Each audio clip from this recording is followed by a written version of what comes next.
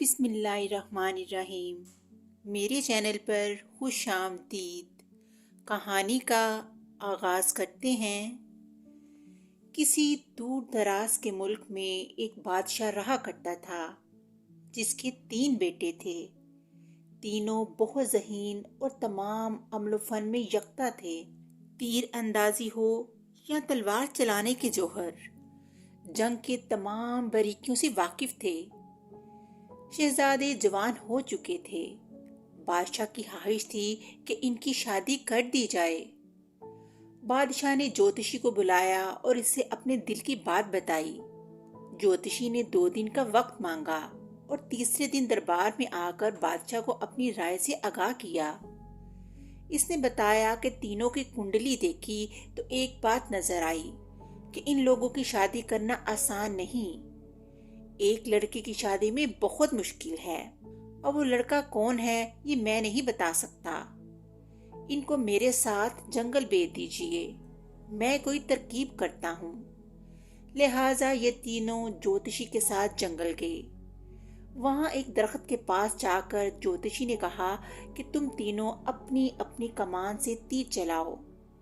جہاں بھی جس ملک کی طرف تیر جائے گا وہاں کی شہزادی کو پیغام بھیج دیا جائے گا۔ تینوں شہزادوں نے کمان میں تیر لگا کر چھوڑا۔ بڑے شہزادے کا تیر اتر کی طرف ایک بہت بڑی ریاست کی طرف پایا گیا۔ دوسرے بیٹے کا تیر دکن کی ریاست کی طرف پایا گیا۔ تیسرے بیٹے نے جو تیر چلایا وہ ایک پیڑ پر بیٹھی بندریا کے دم پر اٹک گیا۔ وہ پیڑ سے اتر گئی اور طے ہوا کہ چھوٹے بیٹے کی شادی اسی بندریا کے ساتھ کی جائے گی۔ وہ بہت دکھی اور شرمندہ تھا، مگر مجبوری تھی۔ پہلے بچے والدین کی بات نہیں ٹالتے تھے، اس لیے وہ خاموش ہو گیا۔ سب شہزادوں کی شادی بہت دھوم دھام سے ہوئی۔ 2 ملکوں کی شہزادیاں محل میں اتری، مگر تیسری کے لیے چھوٹے شہزادے کی خواہش پر الگ محل کا انتظام کیا گیا۔ دونوں بڑے شہزادے اپنی رانیوں کے ساتھ خوش و خرم زندگی بسر کرنے لگے، مگر چھوٹے شہزادے کے پاس تو دلہن کے نام پر ایک بندریا تھی۔ وہ بہت پریشان اور شرمندہ رہتا تھا۔ ایک بار بادشاہ اور ان کی ملکہ نے کہا کہ وہ اپنی بہوؤں کا سلیقہ دیکھنا چاہتے ہیں، لہٰذا ان کو ایک ایک رومال کڑھائی کرنے کے لیے دیا گیا۔ دونوں بہویں اپنی ہنر دکھانے کے لیے محنت سے رومال پر پھول بوٹے بنانے لگی۔ چھوٹے شہزادے کو بہت شرمندگی ہوئی، مگر جب بندریا نے ان سے پوچھا تو اس نے یہ بات بتا دی۔ بندریا نے کہا کہ وہ رومال لے آئیں۔ جب سب کے رومال بن کر تیار ہوئے تو بادشاہ اور ملکہ کی حیرت کی انتہا نہ رہی کہ سب سے خوبصورت کڑھائی چھوٹے شہزادی کی بیوی نے کی تھی، جبکہ وہ بندریا تھی۔ دونوں بڑی بہوؤں کو بہت برا لگا۔ چند دن بعد بادشاہ اور ملکہ نے کہا کہ وہ بہوؤں کے ہاتھ کا بنا ہوا کھانا کھانا چاہتے ہیں۔ دونوں بہویں تیاری میں لگ گئیں، مگر چھوٹا شہزادہ افسردہ ہو گیا۔ بندریا نے جب پوچھا تو کہا کوئی بات نہیں، میں کھانا پکا کر دوں گی، آپ بھجوا دیجیے گا۔ سب کے پکائے جانے والے کھانے تخت پر چن دیے گئے۔ دونوں نئی دلہنوں کے کھانوں کی خوب تعریف ہوئی۔ جب تیسرا خوان کھلا تو خوشبو سے سارا محل مہک گیا۔ کھانے اس قدر لذیذ اور خوبصورت اور رنگین تھے کہ سب کی نظریں ان پر جم گئیں، اور جب وہ کھانا بادشاہ اور ملکہ نے کھایا تو واہ واہ کرنے لگے۔ سب سے مزیدار اور نفاست سے بنایا ہوا کھانا چھوٹی رانی کا تھا جو بندریا تھی۔ ملکہ اور بادشاہ کو ایک بار پھر سب دلہنوں کو ایک ساتھ دینے کی چاہ ہوئی۔ اس بار چھوٹا شہزادہ رو پڑا۔ کھانے اور رومال تک تو بات ٹھیک تھی، مگر ان حسین ترین شہزادیوں کے درمیان میں یہ بندریا کیسے جائے گی؟ بندریا کے پوچھنے پر شہزادے نے سارا ماجرا بتایا۔ چھوٹی بہو نے تسلی دی اور کہا شرط یہی ہے کہ آپ وہاں نہیں جائیں گے، میں ڈولی میں بیٹھ کر اکیلی ہی جاؤں گی۔ شہزادہ پہلے ہی شرمندہ تھا، فوراً مان گیا۔ پہلے بڑی دلہن سامنے آئی۔ بہت حسین لڑکی تھی، گلابی لباس میں سج رہی تھی۔ منجلی دلہن نے ہرا لباس پہنا تھا، وہ بہت زیادہ زیورات سے آراستہ تھی۔ پھر ڈولی سے چھوٹی دلہن کو اتارا گیا۔ اس کے گورے سفید پیروں میں پازیب جگمگا رہی تھی، اور جب اس نے چادر اتاری تو ملکہ اور بادشاہ اس کو دیکھتے ہی رہ گئے۔ گہرے سرخ رنگ میں ایک نگینے کی صورت۔ اس نے جھک کر سلام کیا۔ اس کے بالوں میں افشاں چمک رہی تھی۔ گلابی چہرہ، خوبصورت ہونٹ، وہ ایک پھولوں کی ڈالی سے محسوس ہو رہی تھی۔ تینوں بہویں ساتھ بیٹھی تھیں، اور اس کے چہرے کی روشنی سے سارا محل روشن تھا۔ سارے لوگ حیرت سے انہیں دیکھ رہے تھے۔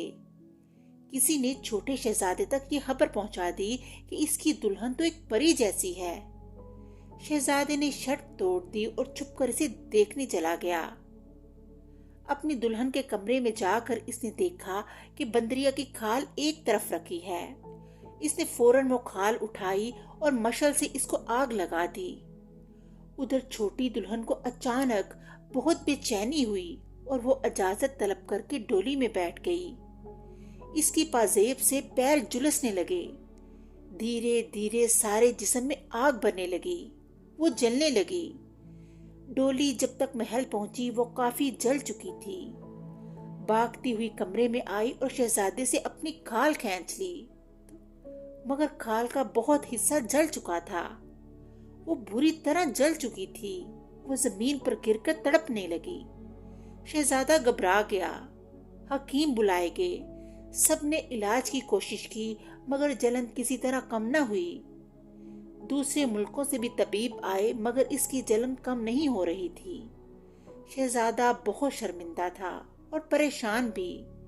پوری سلطنت کے طبیب آ چکے تھے اور طرح طرح کے علاج تجویز کیے جا چکے تھے، مگر جلن کسی صورت کم نہیں ہو رہی تھی۔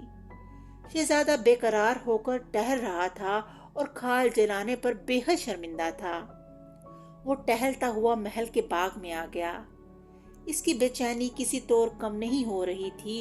ایک بڑے درخت سے ٹیک لگا کر کھڑا ہو گیا۔ اس درخت پر دو چڑیاں آپس میں باتیں کر رہی تھیں۔